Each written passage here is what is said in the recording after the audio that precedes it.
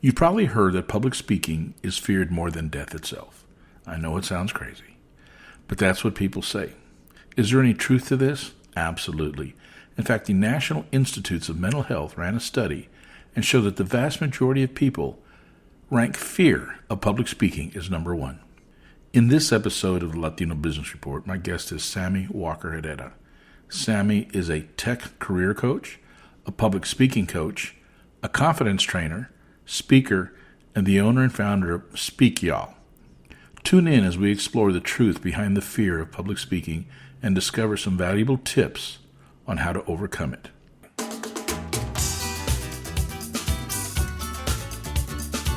Welcome to the Latino Business Report. This podcast covers business, people, and issues of the day from a Latino perspective. The Latino Business Report is brought to you by TAMAC, the Texas Association of Mexican American Chambers of Commerce. TAMAC is the leading Hispanic business organization in Texas since 1975. Now for your host, J.R. Gonzales. Hello, folks, and welcome to another episode. Today, I'm excited to introduce a young lady who I find not only very interesting, but a true professional and an entrepreneur who's taken advantage of a skill set, and that is her ability to speak publicly. Yes, public speaking.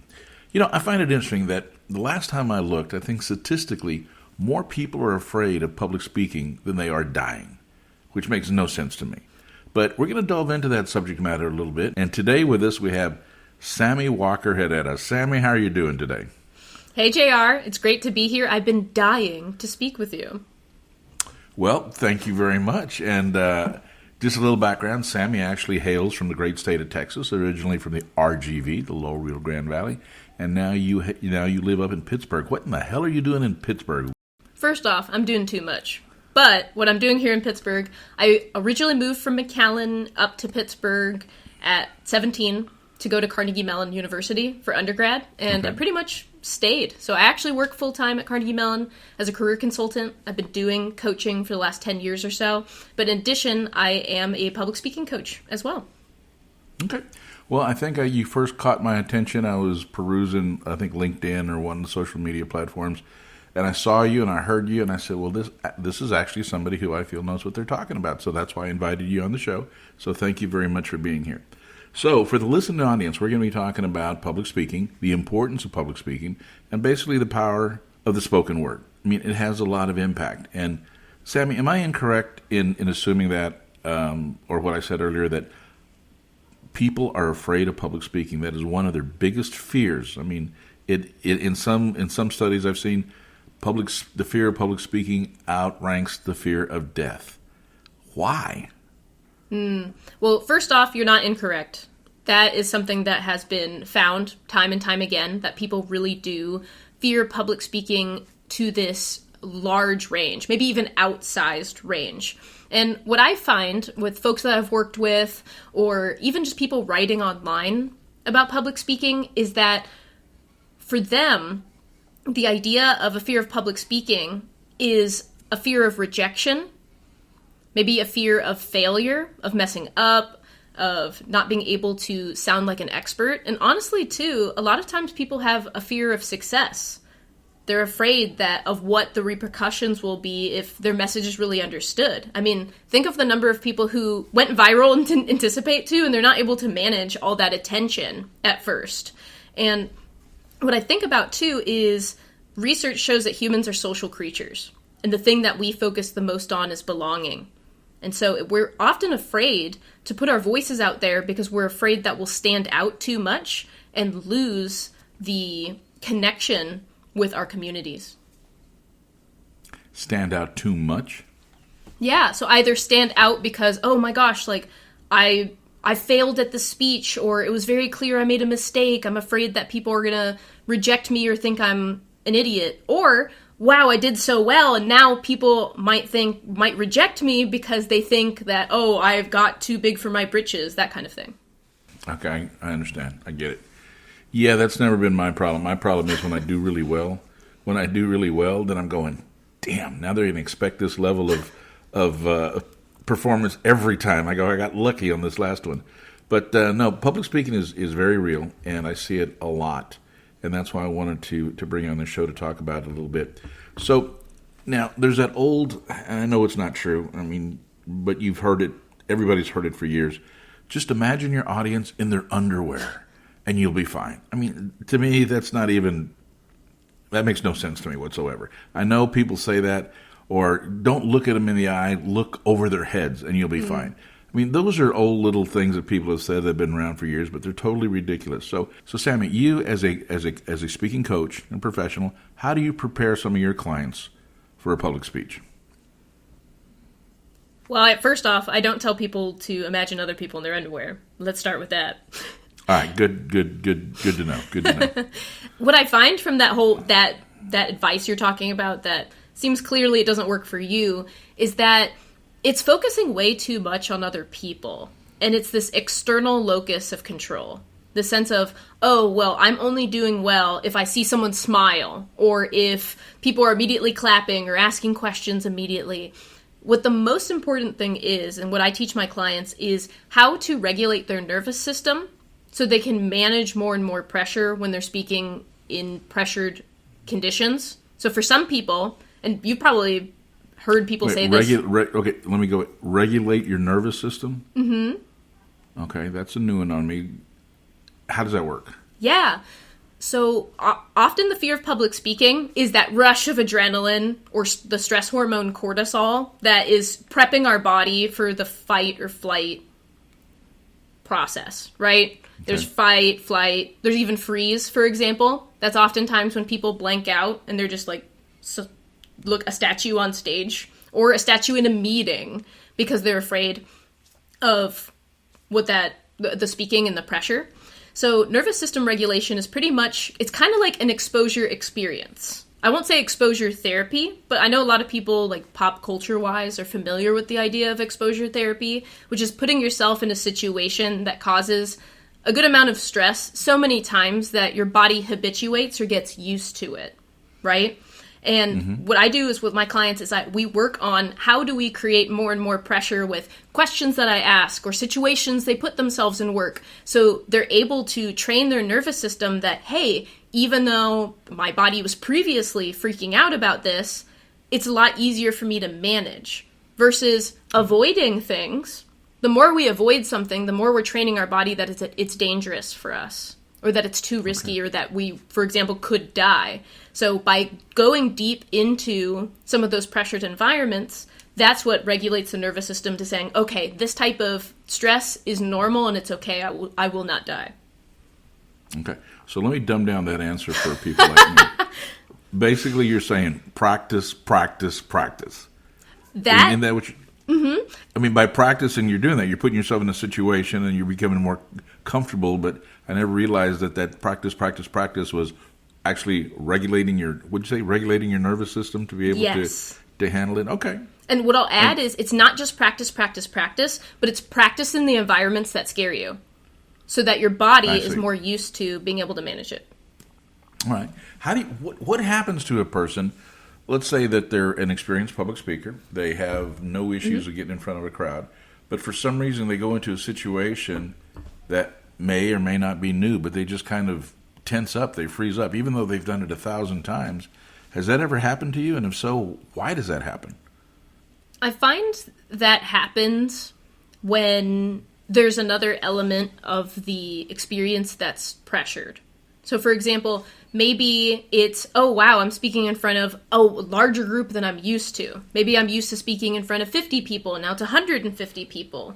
Or, oh, now I'm being recorded and it's going to be put on YouTube. So that's another layer of stress. Going back to that like external versus internal, what people can do to address that is recognize that taking a pause is okay. Taking a pause when speaking, especially if you feel like you're freezing or you're losing track of where you are, is totally normal. A lot of speakers have really long pauses in their speeches. That's just kind of maybe their own pacing for how they speak. And so they might use that pause just for dramatic effect, or they might use it to think about what they're saying next. But what I like to think about is magnifying the message rather than magnifying the mistake. So if there's ever a time that you feel like, oh my gosh, like I froze or I've lost where I was, take a sip of water. Take a deep breath. Like, kind of give yourself that space in that moment, because what I find is when we let go of the pressure in that moment, we can start again. Makes sense. I know that I drive people crazy on the...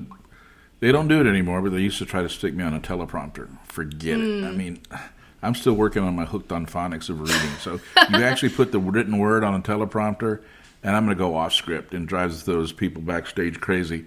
But I know that people are going to do it differently and do it in what's comfortable for them. Outlining your speech or preparing your speech. I mean, there has to be... I like bullet points. Some people need the entire speech written out. Other people use different methods. But organizing prior to, how important is that in the delivery of a speech? I find that crucial to the success of the speech. A big part of speaking, let alone storytelling, is focusing on the message. If someone just starts off... And staying on message, I would assume, as well. Staying on message, as well as re-emphasizing the message. If you only say the message once in your speech, and then people leave and they don't remember it, how impactful was that speech? So strong structuring and making sure that that message is reinforced, or there's evidence, or there's testimonials, or there's other stories that amplify that singular message is really important. Okay, makes sense. I've also seen studies where it says when speaking, an audience will remember what they hear first and what they hear last, more than what they hear in the middle. So if you're going to have that message, make sure it's at the front, make sure you wrap it up at the end. But what they hear first and what they hear last are things they tend to remember most, even though it may be a 20-minute, 30-minute speech, but you're going to remember the first few minutes and the last few minutes, and everything in between is kind of sometimes a fog.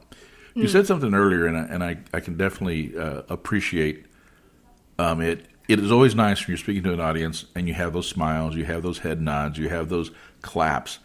And it's happened to me. It has happened to me. Those situations where you're looking at the audience and a person has fallen asleep.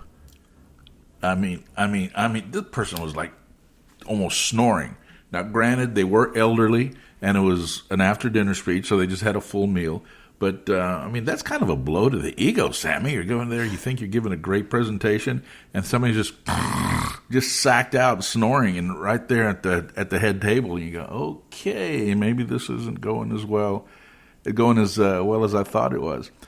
But I've also come to realize in those presentations, it's the audience. You don't just judge on individuals.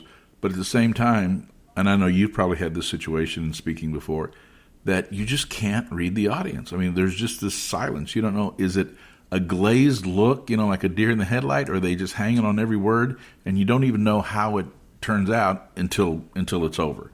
So as many of us will make adjustments during the speech, there's no way to adjust because you have no idea of actually what's happening out there. Has that ever happened to you before, where you just cannot, for the life of you, read the audience and what they're thinking? When you're on stage, oftentimes there's a lot of really bright light on you. So sometimes you can't even see the audience, even if you wanted to, right? I found that a lot with improv comedy. It's one of the reasons why I don't get too nervous when I'm on stage, especially doing comedy, because I can barely see anyone else out there. I can only really hear things or hear reactions. So that's why I focus maybe more on engagement questions rather than waiting for claps and things like that.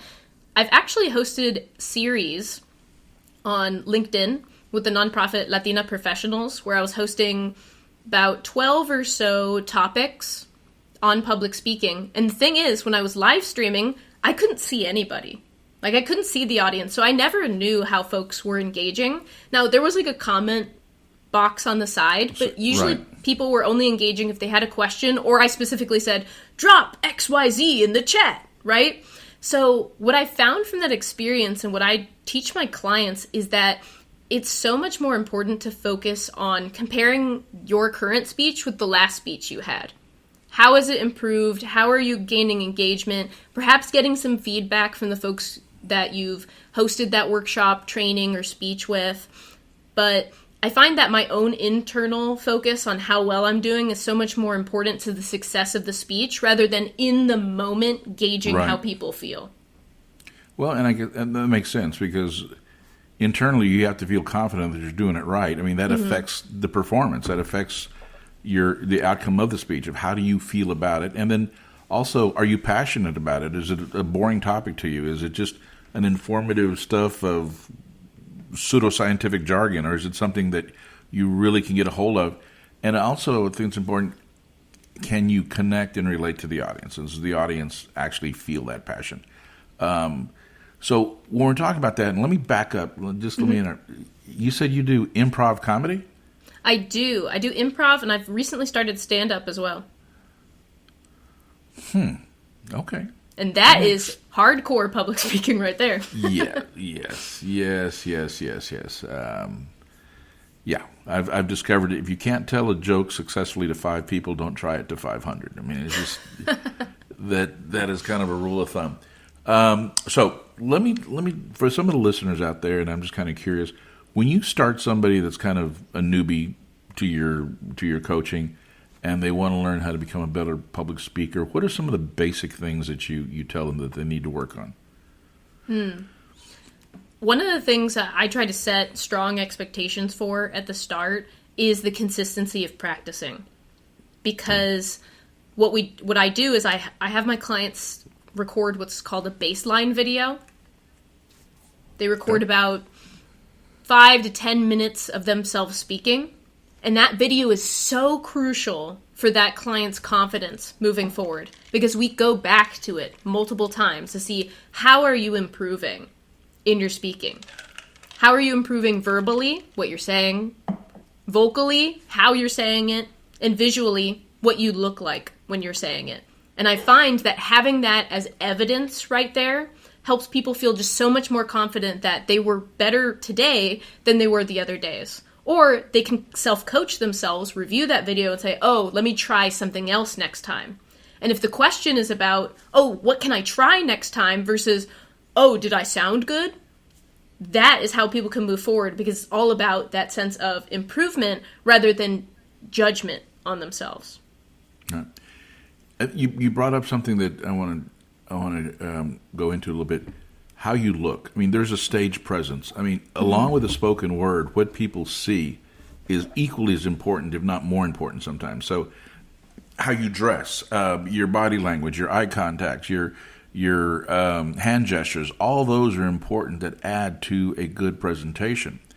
So your stage presence is very important in your presentation. I mean, how do you work with your clients on improving their stage presence and the way they look on stage? Because that is a key factor.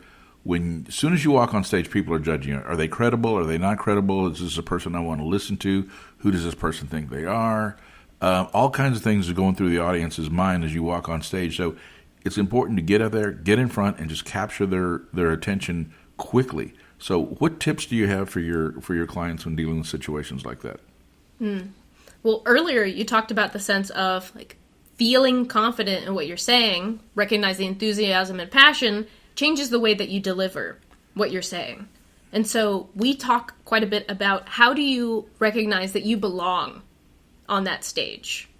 That feeling of belonging, feeling of that ownership, like you mentioned, that stage presence is so crucial.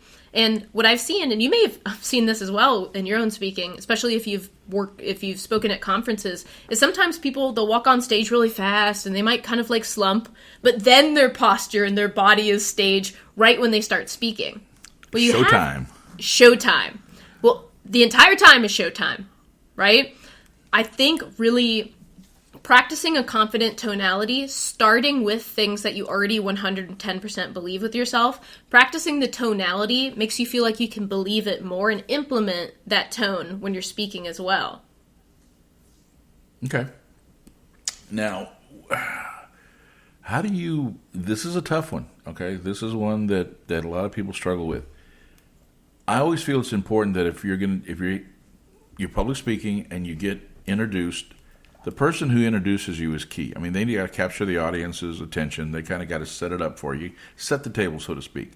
But if that table isn't set properly, or you going into an audience that hasn't really been prepared for you, sometimes catching their attention in the beginning is tough. And let's face it, especially with Latino audiences, they're talking back and forth, they're talking across tables, or they're passing around the hot sauce because the rubber chicken is too bland, or whatever. But getting the attention in the beginning is difficult. What do you recommend to your clients of getting their attention? Because, as we said, the beginning of the speech is important, and if you don't catch their attention in those first, 30 seconds or so, they're going to be lost for the rest of the speech. If the person introducing the speaker doesn't do their due diligence, like you said, like getting people excited and presenting their bio in a strong way. Let's say they don't even say the bio, right? They're just like, hey, Sammie's on stage. Cool. Like super casually, not too professionally. What I recommend my clients do is, what I recommend they not do is just start introducing themselves like if it were a networking event. Because that's what most speakers do, right? Hey everyone, thanks for having me here. My name's Sammie. I'm a public speaking coach. I do XYZ. Everyone's heard that. So we want to start with a hook that really draws in folks. First off, you can take some time to start. You don't even have to get started right then. Oftentimes that silence when coming on the stage also builds up that stage presence. People have intrigue. They wonder, oh, what's this person about? Like, they're on stage. They haven't yet started speaking. Let me pay attention a little bit, since silence is something that a lot of people often pay attention to. But often common hooks people can use are, for example, a interesting statistic. So, for example, you started off this podcast talking about the fear of public speaking is larger than the fear of death. Why is that? So that's a really interesting, like, knowledge tidbit or statistics. Okay. You also had a question. So starting with a really engaging question that you highlight that you'll promise you'll answer by the end of your speech. When you make a promise like that right at the start, people tend to pay attention more because if it's a good enough question that they want answered, they'll listen to you to speak about it going on. Folks can also start with a story as well, or speak a little bit about like what brought them to that event. Okay. Makes sense. I did something not too long, well, it's been a while. Really took a risk. The person introduced me, did not get the audience's attention. I was introduced. I come out on stage. They're all talking. It is just a zoo out there. It was a Latino event, I'll admit. It was a Latino event, like I said. There's a lot of times we just do not pay attention to the speakers. So as I said, good evening, ladies and gentlemen, trying to start off using my most authoritative voice I could muster. Nada. Nobody was reacting. So I said, oh, God, what are we going to do now? So I'm probably going to go to hell for this, but I took a chance. I said, before I start, I think it's only appropriate that we have a moment of silence. In the name of the Father, the Son, the Holy Spirit. And I crossed myself, and I was bowed my head, and I was just quiet. And then I just kind of gritted my teeth, and next thing you know, people are going, shh, wait, cállate. And you just all this shushing. And before long, the entire room was just quiet. And I go, thank you for that moment. And I crossed myself again. Now then I proceeded into the speech. And it was so funny because afterwards, so many people, Jared, why are we having a moment of silence? I said, so you cabrones would shut the hell up, man. You wouldn't be quiet. So it was a risk, but it worked. I've also used a technique where you just get up there and you're standing behind the podium and you're on stage. You have a large audience. They won't quiet down. So I just stare at them. It was just that silence. And it seemed like an eternity, but it wasn't, maybe about 30, 40 seconds. Before you know it, the room kind of gets the hint, like, okay, let's calm down. There's different things, but you have to be confident enough to take the risk, and sometimes it'll blow back on you. Sammie, you talked about it, and I want to explore this a little bit. You said storytelling. Storytelling, everything I've read, seems to be a very powerful mechanism right now for not only persuasion, for speeches, even for sales. It's kind of like tell the story. Let's do storytelling. So can you kind of expand a little bit about what is storytelling and how does that work, and why is it so effective for the listener? My public speaking coach, the person who trained me in what I do pretty much every single day, told me a story that helped me understand the impact of storytelling. The idea is, like, imagine you're going to someone's housewarming, and you decide, hey, I'm going to bring them a bottle of wine. Well, you don't just bring the bottle of wine usually. You usually wrap it up. Maybe you put like a nice ribbon or bow on it. You head over to their house, knock on their door. Door's open for you. Maybe you're there early. Maybe you're not. I'm never right on time for a party. I imagine you might not be either. You're welcomed into the house. The person takes the bottle of wine from you, sets it on the table. Maybe an hour or so later, they unwrap the bottle of wine. They check out what the label is. They uncork it and pour it out for a few folks. Now, JR, where is the gift wrap? Where is the gift wrap? Mm-hmm. I'm at a loss. I mean, it ends up in the trash? What, you talking about what you wrap the bottle of wine in? Exactly. The gift wrap, even the bow maybe, is in the trash. Okay.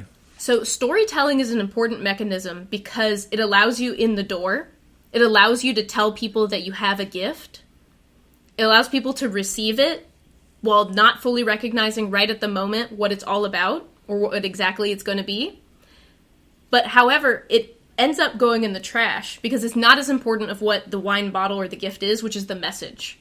So I find that storytelling is the delivery system for what the message is. Because after a speech, people usually don't go into the details of what the story is, but they repeat the message. Okay. But this is not to confuse storytelling with trash talk. No, although that could be effective. Okay. It works. It works. Sammie, this has been a very interesting conversation with you. What I know you have your own company. Name of your company. What's the name of your company? It's Speak Y'all. Speak Y'all. Mm-hmm.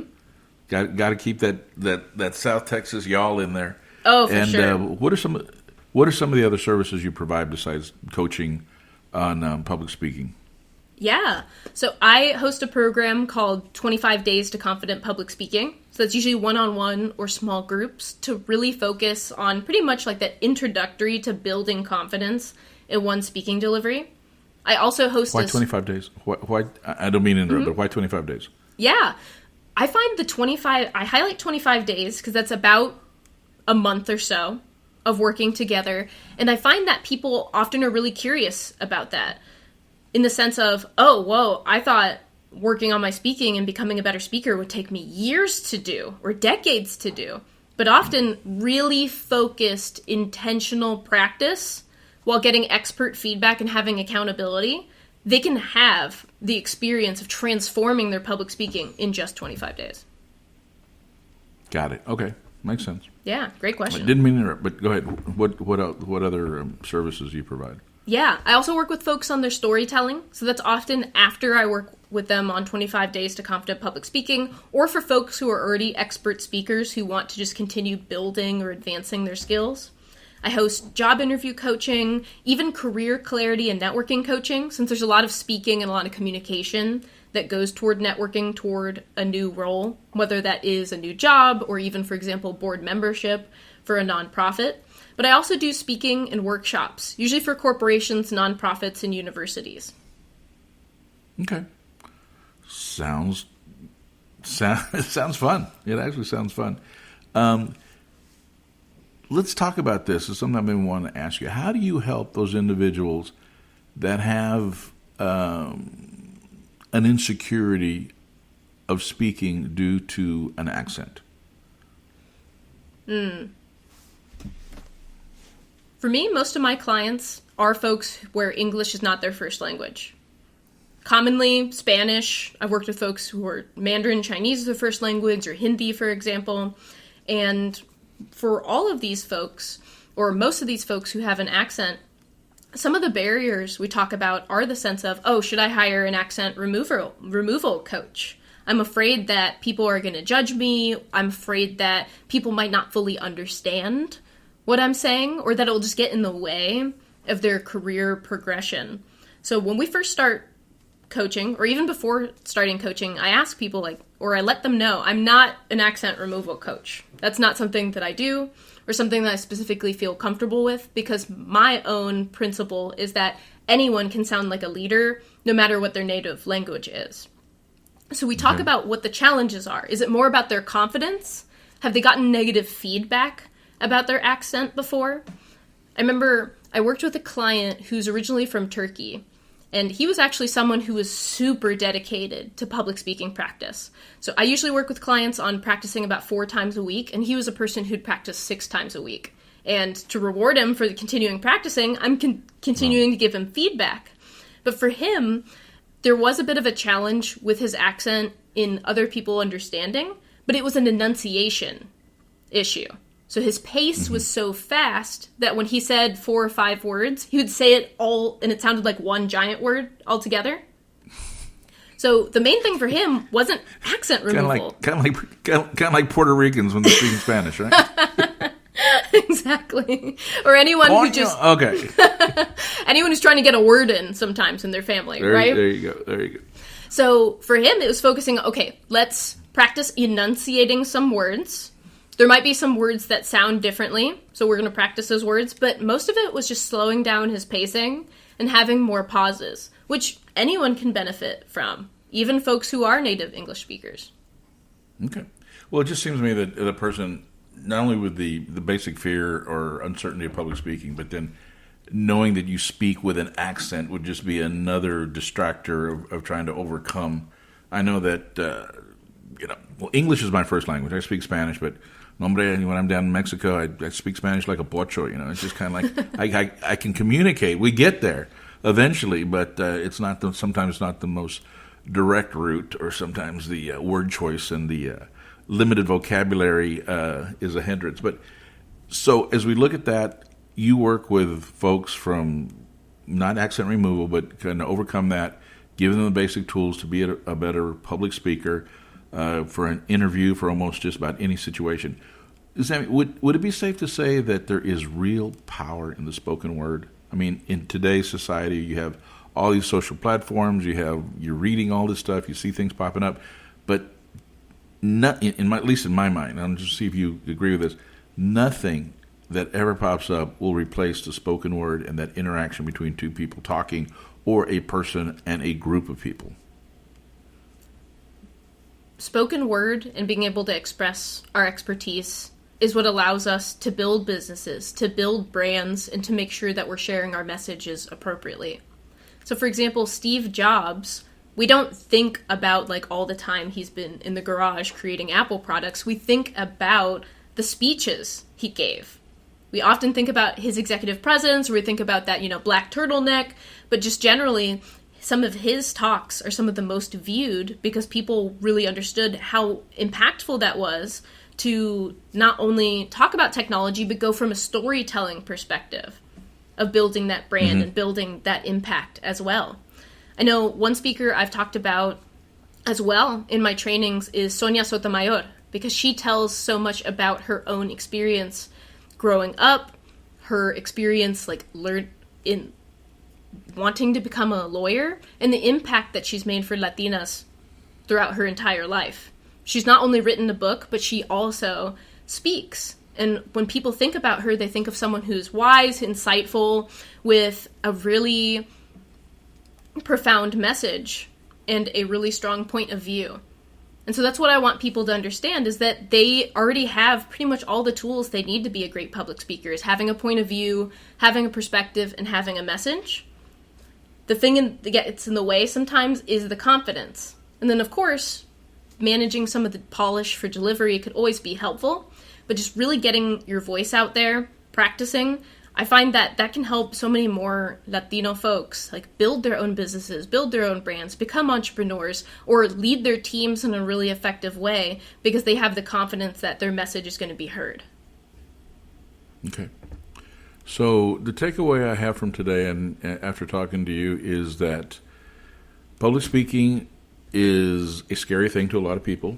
Mm-hmm. However, there are mechanisms and ways to overcome that fear, that people can practice and put themselves in uncomfortable situations enough times on a smaller scale where they build their confidence and can actually go out there and be an effective public speaker. And if they want to fast track this whole ability, they need to sign up for your course, right? There's a lot of ways people can get started first, dip their toes in the water. One organization I highly recommend for folks, it's a national organization. There's so many chapters across the nation. It's called Toastmasters. Have you heard of it before? Of course. Yeah. Of course. So finding a Toastmasters club, you can usually go to a couple of meetings for free. There's a really accessible pricing for getting started. But again, like you said, for some people, they might value more of the fast tracking or having the one-on-one experience with a coach. The one-on-one, yeah. I've actually had clients who've done Toastmasters at the same time as working with me, right? So that they could practice in live time. We can talk about what that looks like. For public speaking, it's all about practice. I mean, you can read books about public speaking. Not going to lie. I read Talk Like TED before I had my own TED-style talk last month. It was super helpful for me getting some of the mechanisms and theory regarding public speaking, things I could try. But for me, it's all about how do I disseminate that to other people so they can practice it rather than shove a book in their face and say, here, this is how you become a better speaker. Yeah. And I think it's important, or see if you agree with this, as people are trying to develop their public speaking skills, I always tell them, encourage them to listen to other great public speakers and see, kind of dissect what they do. But you don't necessarily have to try to copy them. I mean, be your own person. Don't try to, there's never going to be another Martin Luther King. If there was going to be, centuries from now. But you got some really great speakers out there. Learn from them, but don't try to necessarily copy them. I think it's important for a person to feel comfortable and to be a good speaker. They need to develop their own style, their own cadence when they speak, their own way of doing it. And if they do that, they're going to feel more comfortable. They're going to be more genuine, and I think people will be able to resonate with them and not sense that sense of I don't want to call it fakeness, but insincerity, because that could easily come through if you're trying to imitate something that's really not you. I mean, would you agree with that? Just be yourself. Be yourself. Learn from the structures of other folks, but create your own structure. I mean, people will know if you created a ChatGPT speech that was just generated for you, that isn't like core to who you are. Like I mentioned, I did a TED-style talk this past month, and part of the structuring and the writing process was just digging deeper and deeper into figuring out what's the most authentic, what's actually something vulnerable for me to talk about. Not just something that other people might think is vulnerable, what's actually something that I care about so much that I want other people to know about. Okay. All right. Well, Sammie, we're almost out of time here. Is there any thoughts or a impromptu joke you'd like to tell before we go? I mean, not an impromptu joke. Intrigued about this impromptu comedian or stand-up comedian gig you got going on the side. But the floor is yours, young lady. We got any pearls of wisdom you want to shed, or do you have a good joke you want to try out? A good joke I want to try out. My jokes. I do have a show coming up next month. I haven't practiced for it quite yet, so I have to think about that. Well, while you're thinking about that, do you have any suggestions of how people to get started? Now, do you also coach virtually? I mainly coach virtually.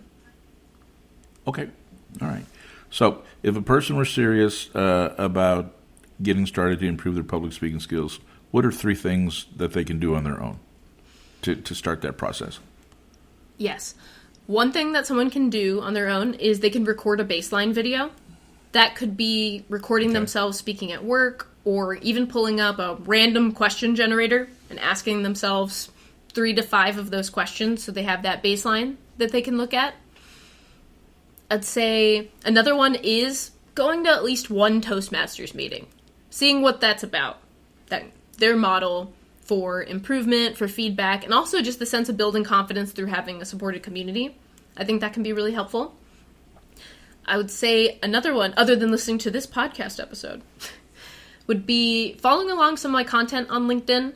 I post different tips regarding public speaking, so things ranging from why it's so important to have a mic when you're speaking and not just yell while on stage, to hey, what are some different hooks, like we've talked about, that are engaging for folks to try out when they're speaking.